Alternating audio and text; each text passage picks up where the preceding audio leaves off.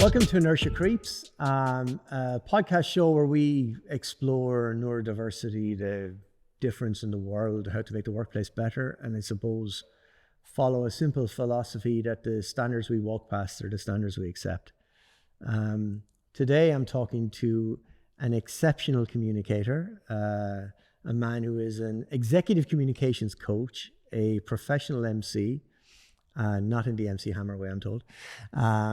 And I'm fortunate enough to say a good friend. I'm really looking forward to this one, Alan. You're very welcome. Thank you very much, Mr. Alan Shortt. Yeah, MC Hammer. I mean, Yeah. really. I just want to see you in those baggy pants. Yeah. How old-fashioned is that? Come on. But it's great to have you here. And when I was kind of putting together the list of guests for this season of the show, and we've got an awful lot of we've got some very heavy conversations with people who've had really, really difficult experiences in their lives, and it's shaped the work they do now. And we've had some really cool conversations with academics and various people of various experiences. But I'm really looking forward to this one because an awful lot of what I talk about, whether we're looking at the academic research or whether we're looking at the corporate experience or whether we're looking at people talking about relationships or whatever the case may be, the one common theme that always seems to get missed is communication. And how, whether it's about your personal relationship or your abilities as a leader, your ability to communicate a message that other people can understand is often the difference between success and failure.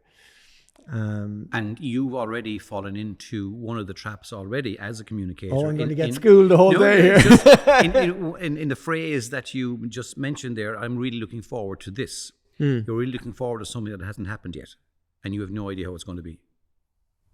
Interesting. And that is where a lot of people, I'm learning now, is I'm working a lot with people trying to keep them in the present because they spend their time in the future.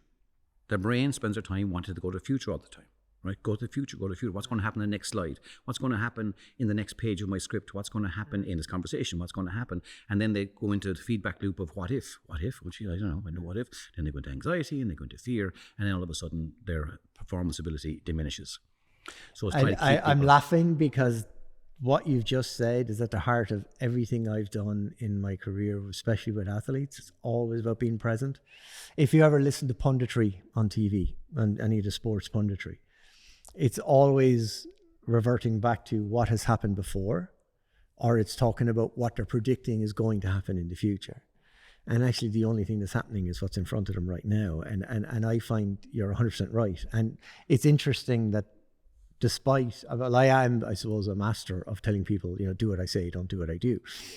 But it is interesting. And I'm going to be a better presenter, hopefully, at the end of this conversation. But tell me a little bit about, I suppose, for the audience. I know your catalog, and a lot of people will know your face, and your which never ages, I'm told.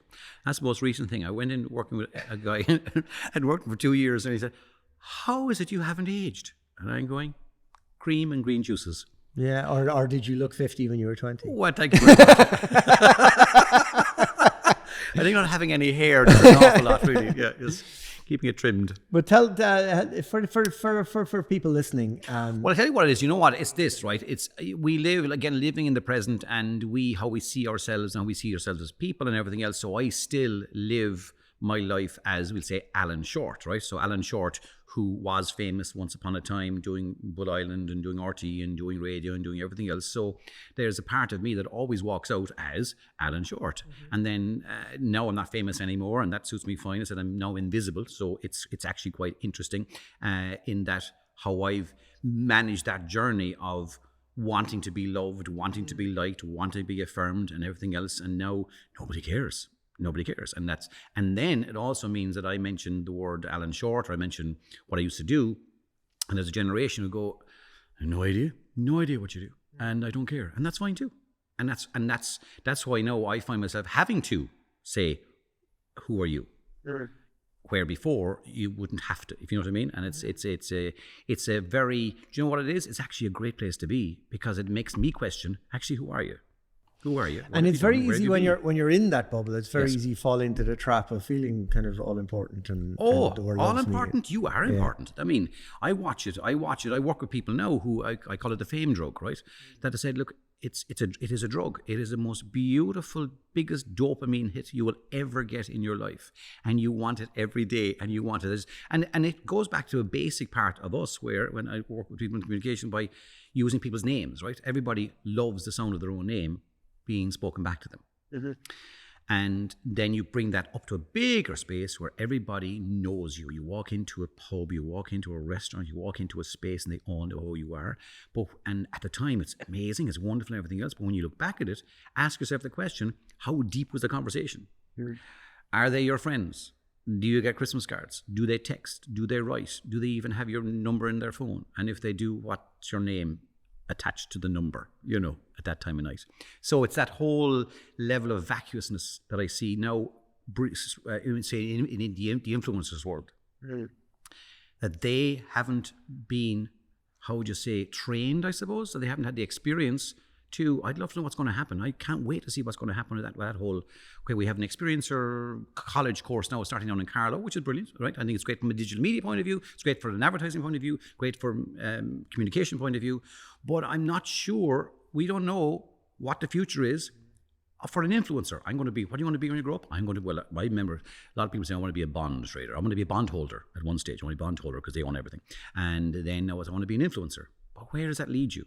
What happens when you're 42 as an influencer? An influencer of what? And can you handle the fall if you're lucky enough to become really famous and become really liked and have 380,000 followers? Majority of them are bought and they all have only one follower when you look down the list and everything else, and they're all unpronounceable names and sometimes unpronounceable letters, and it is all fake. But where do you go from that? How do you fall off that cliff? And who's there to mind you and catch you when you fall down? That's the part I'm looking forward to seeing what's happening. But with me, who am I? So back to the original question, which went off on a wonderful tangent. Alan Shortt he began as left school when did my Leaving Cert twice because I was too young. I was one of those babies. So good you did it twice. So good I did it twice. It was one of the, now we kind of put our kids to school at 5 because we know then that they'll be finished when they're 18, so then they should be old enough to go to the next thing. We all put into, there was no such thing as creche, there was no such thing as nothing. Would just stop, come on, it was just go out there and play and kill some ants and see what happens when you kill an ant and watch the other ants gather around and pick that ant up in its back and bring it back in the hole and go, well, that's very interesting, isn't it? Rolls on, as I tangent again, to a moment I did the other night with I was out gardening and a robin was tweeting away. And I went, that's lovely. So I started recording the robin. And then I said to myself, I wonder what would happen if I replayed the robin back to the robin. So I replayed the robin back to the robin, and robins are going, what? Is that myself? Is that me? Who's that? He started coming closer and closer, and then he just pretty much perched beside me, and I kept playing himself back to himself, and his whole bird song changed completely. He went from kind of to, he went into this conversational space. It was the most maddest thing. So I'm thinking of putting up my Instagram, play this to a robin and see what happens. Anyway, so that's the curiosity that was driven into us by just go out there and do stuff, right? Anyway, so obviously I had school at 4, so I ended up in Leaving Cert 17, so a bit too young, so I'll go back and do it again. Not for the fact that I failed my art and failed something else and a few other things. Anyway, and then my father was a bank manager, so I was going to the bank. It's kind of what we did, and failed the aptitude test for the bank miserably, 19%. So I never got the interview, so I couldn't even do the talk thing.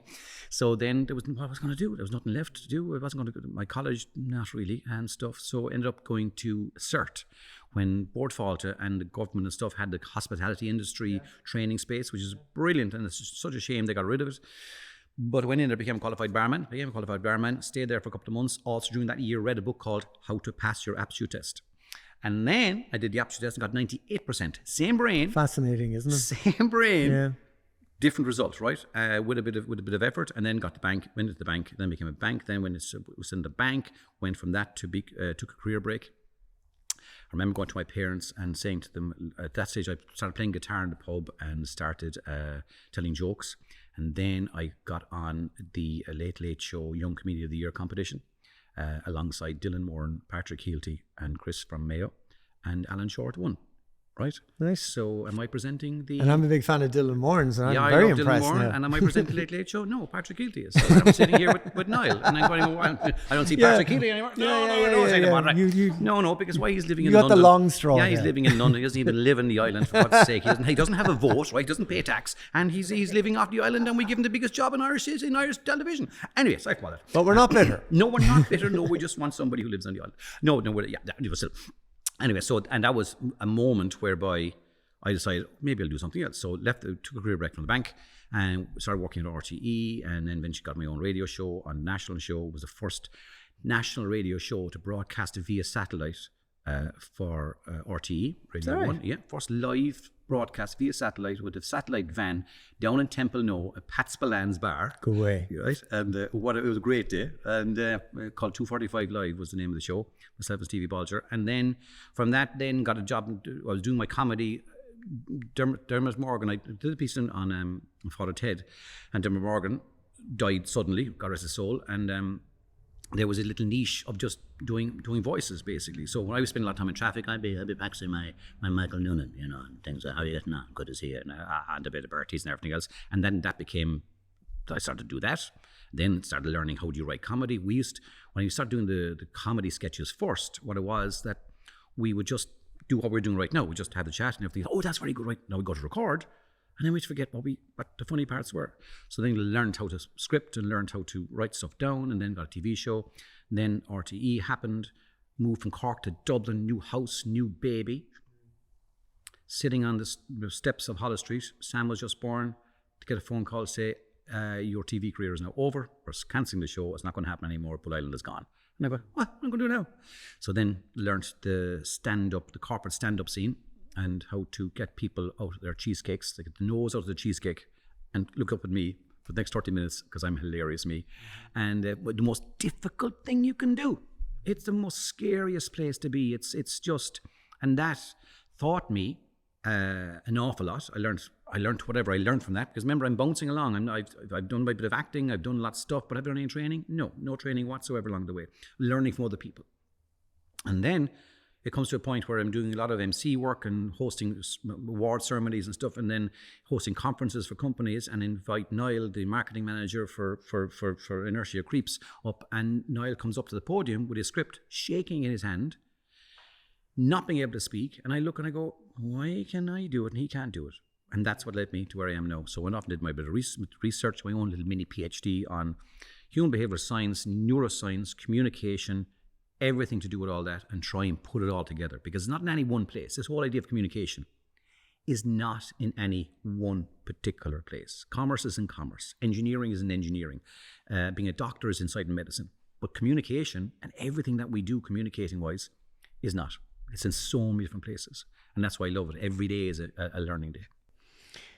It really is, and I find every day I'm talking to you is a learning day. And it's really interesting, actually. Before we kind of go into the work you do now with the corporate stuff, there's something that I find fascinating. Having worked with athletes and to a degree people in the arts and stuff like that, there's a level of resilience required. And what's really interesting is you used the word courage there a minute ago. You were talking about it being scary to go into this corporate dinner and pull them out their nose out of their cheesecake, but there's a courage required on the flip side for executives and organizations to actually do stuff that matters, as opposed to ticking a box. And we'll spend a few quid, we'll bring somebody in, we'll go through all that. It's like the whole, what are the traits of a great leader? And you're going, that's great, but they might have nothing to do with the people who are sitting in the room. Great. What they like to do is create theatre, as I call it. Exactly. It's a piece of theatre. We go to the show, we feel great for the moment, but then we go back to our default mode and nothing ever changes. Do you think that your experiences in the celebrified world of comedy and writing and all the stuff that you were doing then, do you think that has given you an inner, I suppose a better way to put it is a better understanding of what it means, like when you're working with somebody, that you can understand how difficult it is. Like you talk about Niall with the speech shaking in his hands.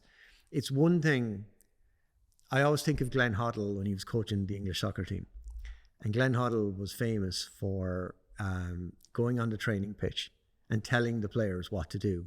And then when they couldn't do it, he'd go and show them. So he'd put a ball down 35 yards out and curl it into the top corner and then curl it into the other top corner. And nobody else on the field had the talent to do that. So he was kind of making a fool of them. But as the leader... Did he explain to them how to do it though? Well, but his way of explaining how to do it was to look at me. I can do it. Why can't you? And if you went into an environment where you're working with Niall, who's shaking with the speech, and you went, but sure, look, it's easy. Just do this. It's not going to work. No. But if you can understand the courage that he needs to embrace this and do it right, then you have an added advantage of ability to get the... Correct, but then you need to go deeper, way deeper than that. Go way deeper, and that's what I've learned to do, is to go much deeper, is to find the physiology of what's happening inside in the body and the brain when you're doing all that. So when you're going to battle, it's ultimately, we're all going to battle all the time. We go to battle in different things, and then the key part is listening. Yeah, it's that listening part, because we listen with our eyes.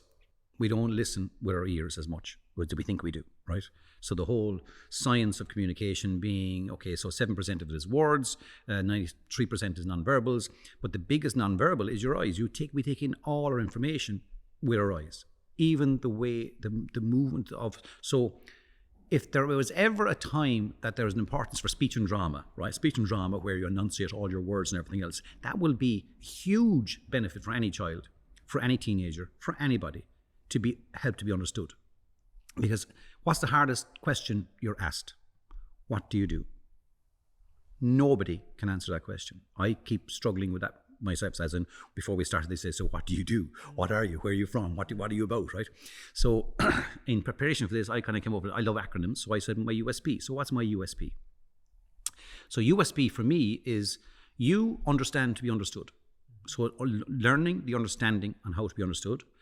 The S is for story and structure, how you structure your story, how you tell your story. Does your story make an impact? And are you adding the details? We tend to a lot of the time lose the details and stay top level. Mm-hmm. And then the P part is for the preparation, the practice, and the performance. Mm-hmm. And that's what I teach people to do. That pretty much USP. And that's what, when you go deeper with somebody, having the courage, yes, you have the courage. First part is have the courage to go up and do it. But to enjoy it, you need to understand what's happening inside you. So what is that butterflies in your stomach?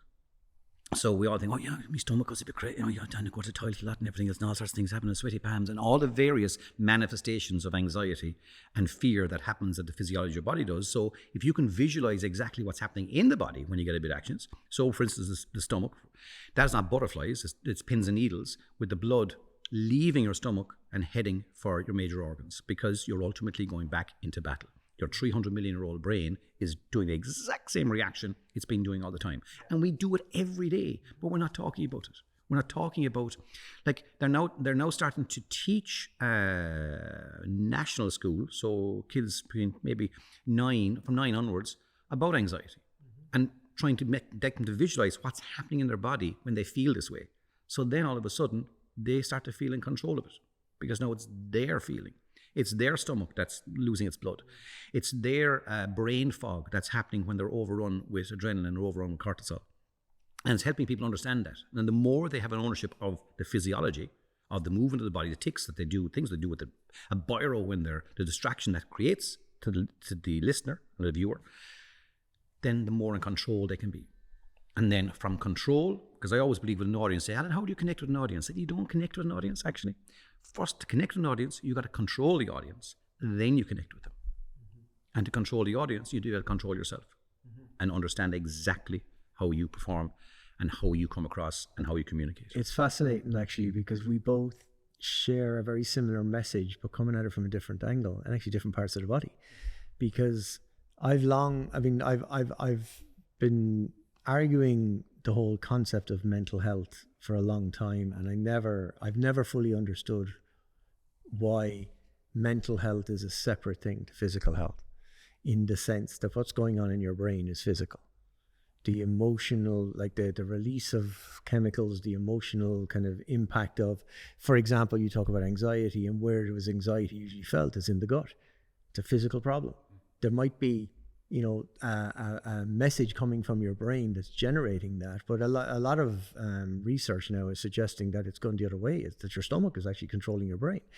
But when you talk about the 300 million year old brain, that area, the amygdala, and most people who will struggle with this voice in their head that will tell them you can't do it, or you're not good enough, or, and it'll trawl the archives to find where you failed before, to give you evidence that you can't do it.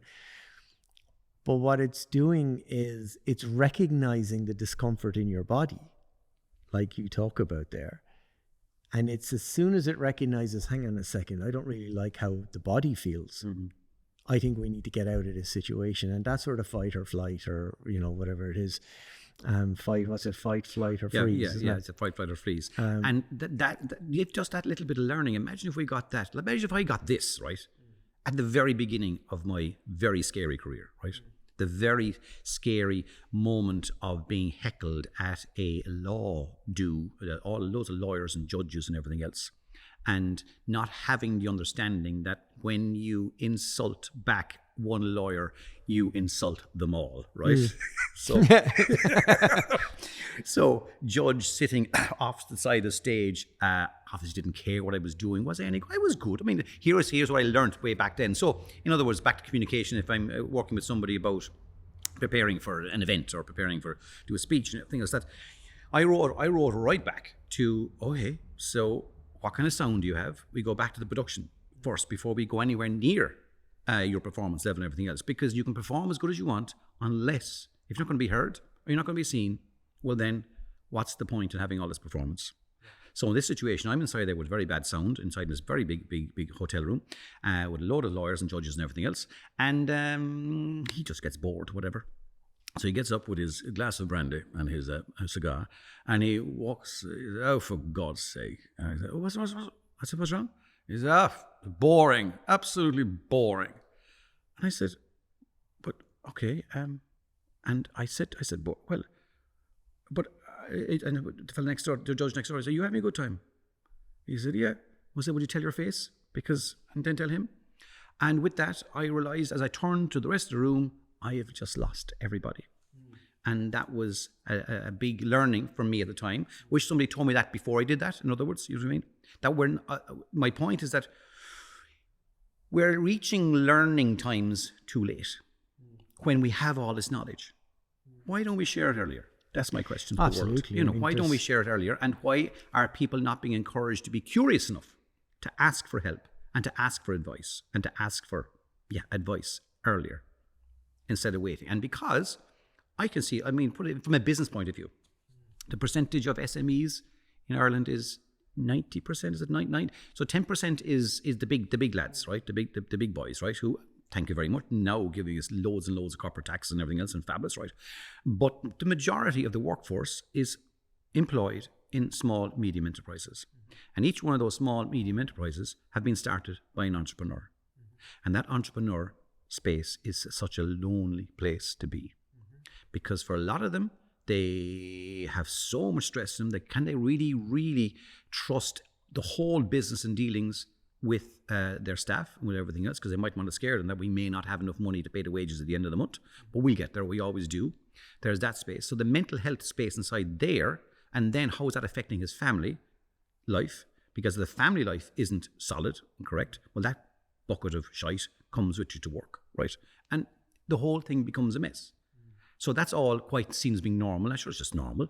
But imagine if they had the learnings of how their physiology and their brain and their own communicational side of themselves work, and just the self, their self, whatever that is, how that works. Talking to somebody today, and it was so funny. I said to him, do you have a therapist? And he said, I do actually. I said, fair play to you. He said, oh, that reminds me, I must recommend him to a friend of mine because he was asking me about it. I said, and how rare is that? Oh, God, I would be telling it to everybody, Alan. Because in Ireland, if you have a therapist, you're mad. And in America, if you don't have a therapist, you're mad. But it's interesting, and there's so many... know ourselves more. Like, I would argue that all of these conversations should be happening with kids in school and educating them on how to deal with their, it's like we're educating them now to talk about their emotions. But we're not educating them on what their emotions actually mean. So what I'm saying, talk about it. Great. Share with people that you're struggling. but don't give them any bloody resilience. Like, don't give them anything that helps them to go, okay, recognize it and now fix it.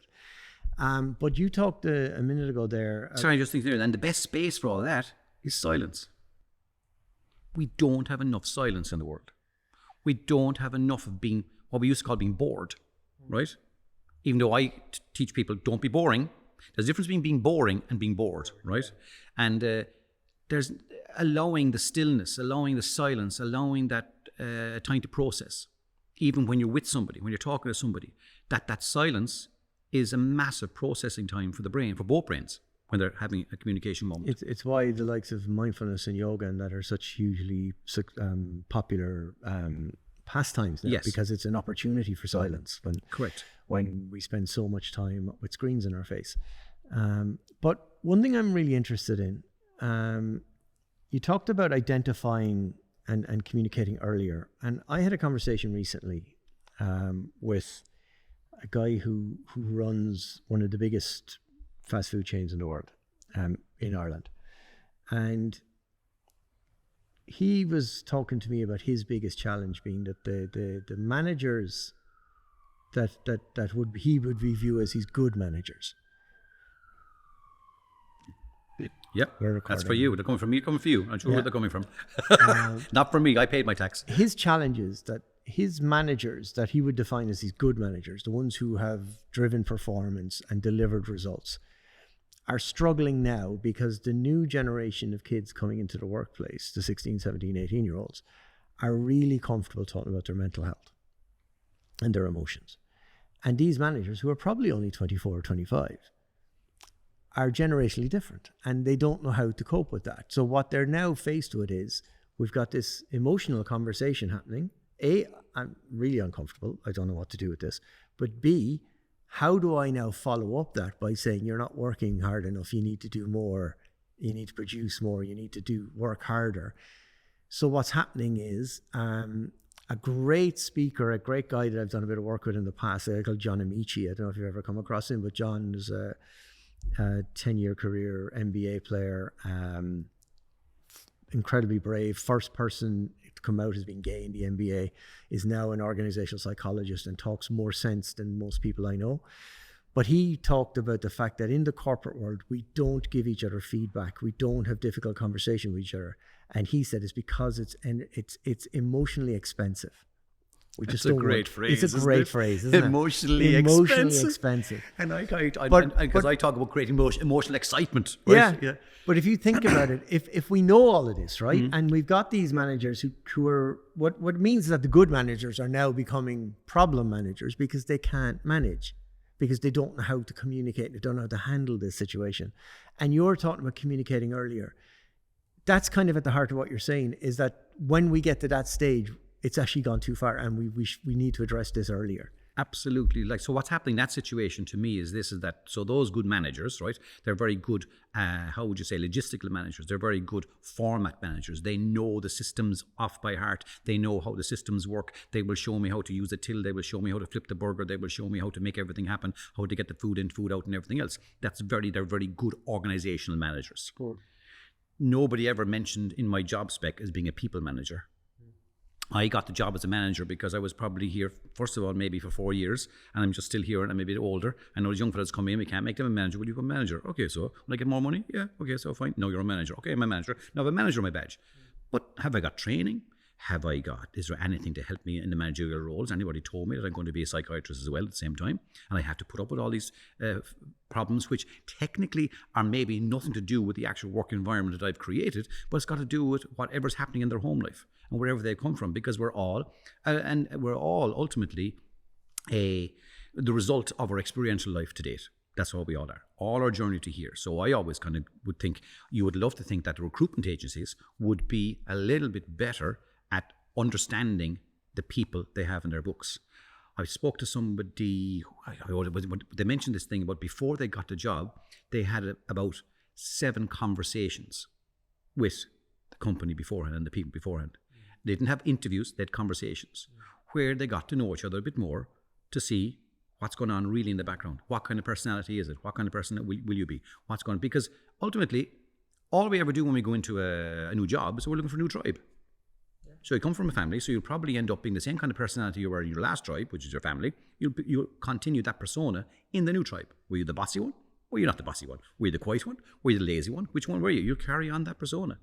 Pretty much. That's what the research seems to show.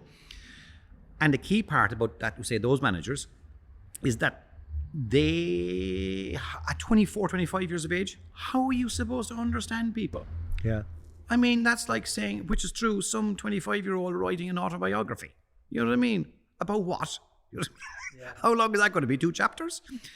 And then you got your 16 and 17-year-old who is still only developing. I mean, that's so you want a 25-year-old to parent. It's not correct. From a whole business point of view, you need a people manager in there to manage that. They're good. They do the processes. They do the organizational managing. But don't ask them to do the people managing if they're not qualified. It does kind of bring to, There's too much stress then. We hear an awful lot of talk these days. And again, I completely agree with you. I think you have, you take people with skill sets to do specific jobs. But that's what diversity should really be about. Yes. Instead of titles, everybody's chasing titles. Everybody wants to be the VP or something. Some American go, I want to be a VP of Facebook because it's fabulous, right? We're chasing money. We're chasing this. We're chasing that. When people say to me, oh, it's a great job. So recently, accountancy guy went through the as we call it, the accountancy parade ring, right? Will I go to PwC or will I go to KPMG or will I go to Deloitte? Which one will have me after I come out of college? So they do the parade ring and they do the thing, and I ended up in KPMG or whatever. So he qualified out of KPMG, and then he now got a job, lovely job as a chartered accountant. I think he got chartered, and at 26 years of age, 7 years of age, hitting on 75,000 euros. That's a lot of money, right? That's an awful lot of money. It's great, but it also means a lot of work. So straight away, it's 80 hours a week, working really hard and the whole lot. But I always say, when somebody says, how much is the package? 140. Good man. You're paying 70 grand in tax. Fair play to you. So it isn't how much your gross earning is. Everybody needs to start focusing more and more on the net, because at 70 grand a year, if you're going to live a 140 grand lifestyle, you're not going to have any money. How many people do you know ramp up their lifestyle to 70 grand, right? He's thinking himself, look at it, bit of mum coming across Niall's mind. The reason I'm poor. That's why he can't even afford a shirt. He's banger of a sweatshirt that came out of Limerick 40 years ago. No effort for you. No effort. You know what I mean? You got 3 grand for the house, you got $1,000 for the car, all of a sudden you've got 200 euros for yourself for them, and you're going around going, oh yeah, everything's great. The level of stress. And that's another part, is trying to get the stress out of people. So when I work with them to get them, it's to get them to calm, obviously, first of all, and to believe when they are going to perform, when they are going to communicate, whatever project I'm working on, and that it will work. The key thing I tell to everybody is this, that we spend our time wondering what other people think of us. It's the biggest thing we fear, is being found out and what other people think of us, right? Is that the only one thing everybody else is thinking when they're looking at you speaking is, thank Christ, that's not me. And that's the truth. They're not thinking about you at all. They're all thinking about themselves, because we're wired to self. So then what you need to do is to give them something. It isn't about you at all anymore. It's about them. So when you're speaking in that kind of way. So then change the focus away from you to them. I like that. And it makes me think about, there's a lot of talk in the leadership world about authenticity and vulnerability, and I think people are kind of at a stage now where they're going, how do I be authentic and vulnerable and yet have authority and give direction? Be authentic, be this, most of the people I've worked with, I don't want their authentic selves. No, because here's the thing, what's the biggest thing that I read in every single book that I've read about presenting and communication? Be yourself. Oh, for God's sake, seriously, is that the best thing? Be yourself. How many selves do we have? We have so many selves. We have the coming on a podcast self. Do you think I speak like this normally? Oh my God, I might be exhausted. So there's podcast self, there's the home self, there's the work self, there's the on your own self, there's your out with your girlfriend self, there's out with your wife self, there's out with not all both at the same time, obviously, right? But and so on. So which self are you going to perform with? And that's another thing that I find working with people, that they haven't found that person yet. They haven't found that performance person. They haven't found that person who's clear in thoughts, who's listening to the sound of their own voice. Because the one thing I try and train people to do is listen to the sound of their own voice, which keeps them in the present at all times. Because then they're listening and thinking and speaking all at the same time. as opposed to being distracted by the faces that are looking at them quite bored or quite alarmed or not looking at them at all. They're looking at their phones. So the eye, they're to stop their own visual cortex taking in all the information and processing it, that the only thing they're focusing on is their voice. And they stay there. So they stay on point at all times, which you wouldn't think, listening to me, because I'm going all over the shop. I understand. But but the thing is it's that whole thing of bringing it back into being confident within yourself, finding confidence. Because if there's a huge lack of confidence out there at the moment. Huge, since COVID or what, and it's in leadership. It's so then when you say to somebody, be authentic, I have no idea who I am at all. Yeah. How can I be authentic? What was the other word you used in leadership? Authenticity and vulnerability. And vulnerability. So I'm gonna give you my weakest spots so you can use them against me? Are you joking me? Yeah. It's lovely Americanized bullshit that comes in a book somewhere by somebody who does some survey and research whose only job was never to take a risk in their life. What is that about, like? And I think yeah, I mean, I think the whole area of like, I mean, for me, I think the greatest expression of vulnerability is just to listen to someone. Correct. You know, just to be quiet and let someone share what they need to share and have some empathy. But that doesn't. But will you stay in their train of thought, or will you go off into your own world? There's the. Will you spend your time listening to him going, "Oh, I have a better story. Yeah. No, I have a better story. Hold on, I'll wait till he takes his gap. I'll wait till he takes a breath there. No, I'll get in. I'll get in with my good story." If you were like, I'm fascinated by the fact that, and it's particularly prevalent with neurodivergence, but the whole kind of concept of imposter syndrome, and you spoke a little bit there a minute ago about people who you know, don't necessarily feel like they should be there, and they're trying to figure it out. But they don't know their value. So when you're working with someone, if we talk about it practically for a minute, how do you help somebody understand their value? I mean, because that obviously is a key part of being able to communicate a message, is to feel like you're the right person to be delivering that message in the first place. First of all, the 90 billion neurons that they have, right? That it's full of beautiful, rich information that they probably have never tapped before, because they've never had an out loud conversation with themselves. Because we spend a lot of time thinking to ourselves, but never actually having a chat with ourselves. The people that chat with themselves have much more better, true understanding conversations with other people than people that spend a lot of time in their head, because they'll only get half a sentence out, and because they haven't trained the brain to articulate that thought yet, they find themselves trying to find the words, find the images, find the stuff. Because, you know, as you know, when we think in images. We don't think in words or syllables or noise or anything else. We think in images. So I say bog, and you see, what do you see when I say bog? Turf. You see turf. You see turf. You see bog and everything else. You say that to a new Irish person, somebody whose English is not their first language and have never been to Connemara, have never been to a bog, and you say bog, and they look at you, which is happening to me now, which is starting to happen to me over the last 6 months.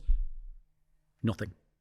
And nothing. I mean, there's no image. They don't have an image at all. Nothing at all. They sit there blank until you try to explain. And then when you're explaining, you're losing, obviously, because if they haven't been to the turf, so if they haven't experienced anything remotely close to a bog, then it's of no use. The word is throw it away.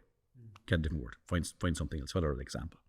So it's trying to help them to practically wise, that they have a value, that the knowledge, everybody has this assumption, who wants to hear me speak? Sure, they want to hear me talk. Sure, I have nothing to say. You've loads to say. Everybody has so much knowledge.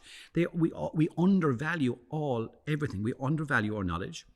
We undervalue our abilities to be able to speak that knowledge, because the reason they keep it undervalued, because they've never tried it before. And they haven't tried it before because they haven't articulated it before. That's the biggest issue I come up with people, is the inability to articulate the images in their head. So in other words, a leader will say, "Oh, I have a vision." Okay, you have a vision, good man. So what's a vision? It's kind of like what we're doing at the moment, but better, I suppose. That's not a vision. Because, okay, so what are you doing at the moment?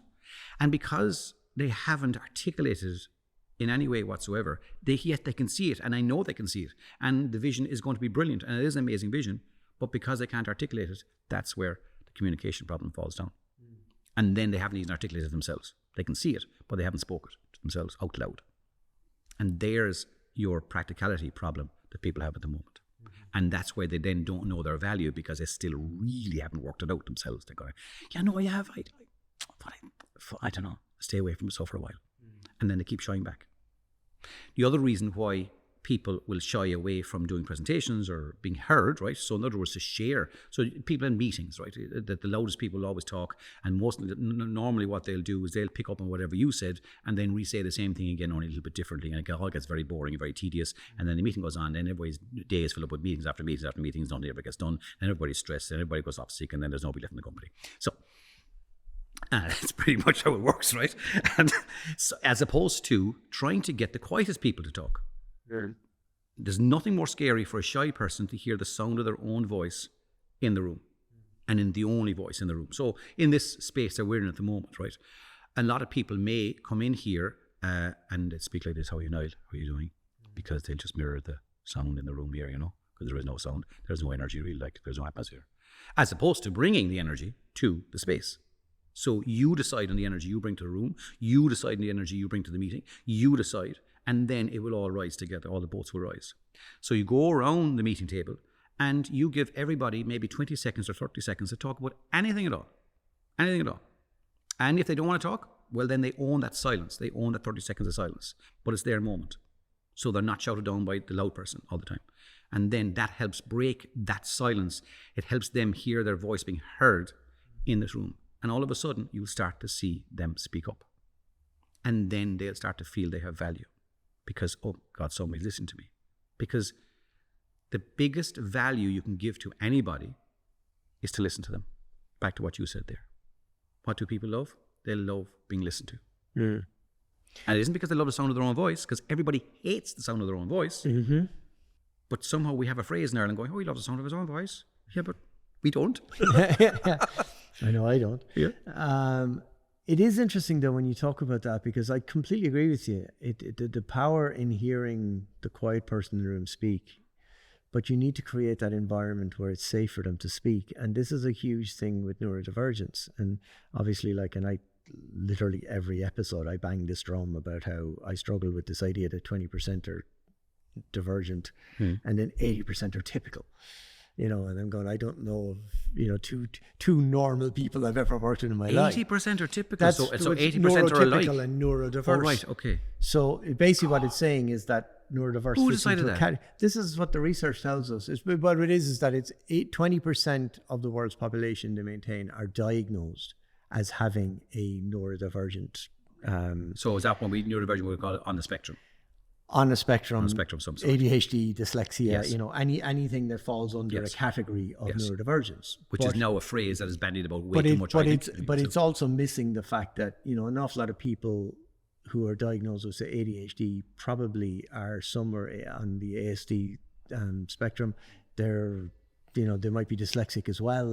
There's an awful lot of traits that merge into each other. But the point being is, if you're somebody who's in a workplace where you don't feel you have a voice, or you don't feel you have the opportunity to speak because the culture hasn't built that, or there isn't that encouragement. But it's also a thing that if neurologically you have a challenge where it's harder for you to open your mouth in a group like that, what is it? What can leaders do? What can you do to try and change that environment so that the quiet person in the room, regardless, and I'm not a fan of labels. I think if we just acknowledge that we're all different, then we'll have people in the room who talk a lot, people in the room who are quiet. I've got ADHD, and part of that is that when I'm dopamine deficient, I know this for a fact, I can be talking 100 miles a minute. And then there are other times when I've kind of achieved what I want to achieve, dopamine. Where do you get the dopamine hits from? Yeah, it's released from getting out in the air, going for a walk, going to the gym. Sometimes it's spending time with people you care about. Sometimes it's laughing, it's whatever it is. It's, you just get this release and it calms you down. But it's when I'm tired that I get more hyperactive, which is so if I'm in a meeting and I've had a really tough week, I tend to be, I could be quite vocal in the meeting, when actually I want to shut up and listen and not be vocal because I'm tired and I want to actually hear what other people have to say. So there's that challenge. But I guess the thing is that if leaders were listening to this podcast and going, I want to do something better in an organization to allow the quiet person in the room to speak, what tips can we give them that will help them to create a better culture? Well, the first thing, it does start at the top. There's no two ways about it. Everything I've learned in the businesses I've gone to, because I suppose I'm lucky that way. What somebody said to me a couple of weeks ago, they said, Alan, geez, I love what you're doing now these days. How the way you moved your career on to being what you were from banker, from barman, banker, broadcaster, comedian to communications coach. So 5. So that means I have 2 more to go apparently, which is there, yeah, in the Web3 space. There's another exciting moment maybe going to happen there. But anyway, which used to be called a DLT, the Distributed Ledger Technology space. They decided to make it much easier because of Web3. Anyway, and is that you get to meet a swathe of different intelligent people who have amazing brains and have amazing stories and are kind of like-minded in a way, and it must be really, really interesting. And it took somebody else to frame it for me, to going, why am I enjoying this space of my life now? I don't call it a career because it's life, because a career is something I think that you train for and that you go to college for and everything else, and you go and become this thing forever. So this part of my evolved, my journey, whatever, those kind of words. And inside and there, what I'm coming across is a lot of businesses whereby no matter what happens, it always has to start at the top. And start at the top, I don't mean necessarily probably the chairman and the board and everything else. Possibly that would be brilliant if it could all start up there. But even to the top, whoever the top is to you, so as in it's your line manager. You never get a CEO. You never get to see the person, the big boss. So whoever your line manager, whoever your manager is, that the culture has to start there. Because that's what's affecting you. What's happening with the person you never see or never meet is not going to make any difference to your life whatsoever. But obviously that person deals with the manager and so on. So we'll fiddle down. So the tips I would do for the quiet person in the corner, if they're uncomfortable with public speaking to a degree or being heard out loud themselves, and they don't have the confidence, first of all, or it's just because of it's a neurodivergence situation, that one, you got to find out what it is. You got to have that conversation with the person privately, I would suggest, to understand why. And then if they don't want to speak out loud, you still have to go and explore their ideas, explore the great stuff that they can bring. I mean, the best person that can fix a logistic company is the warehouse manager, because he's the person that sees the stuff coming in out every day, not the person sitting up in the office. You know what I mean? That's no good to you. So the logistics side. So in other words, what is it that they want to say? What are they good at? And everything else. It's about having conversations. So I would, in that situation, be one-to-one conversations. And then that makes them feel, I'm being heard now. And then it's that step-by-step process of getting there to the point. Then maybe they may get to that public space moment, even within a room, within a team of 4 people, that they'll have their voice heard. But it has to be done gently, I suppose.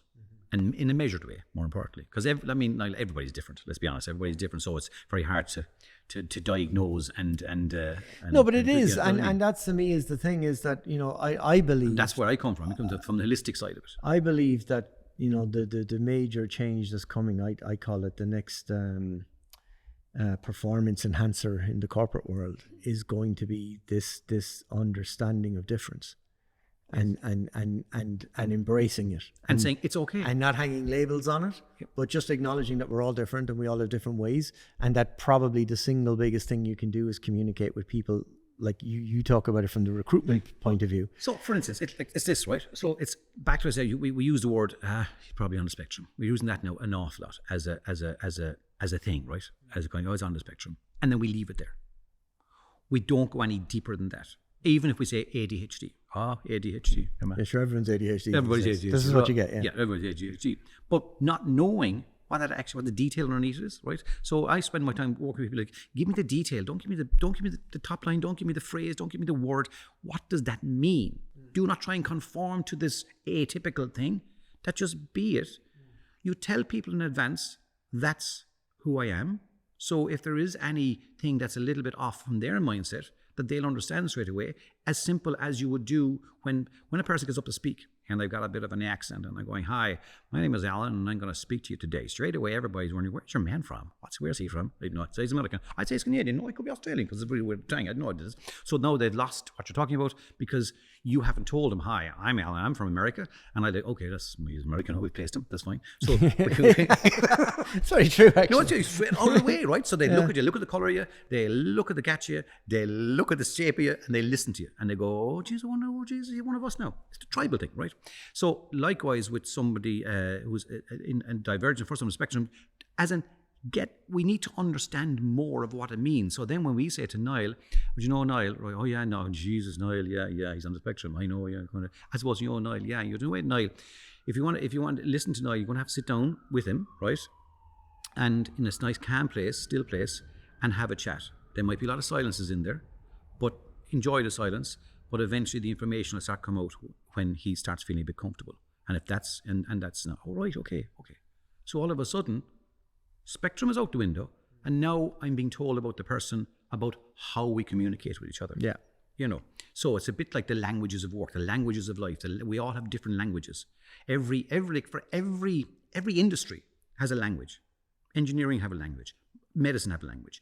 Everybody has horrible amount of acronyms, right? Corporate world has a massive amount of acronyms, but they're all different languages.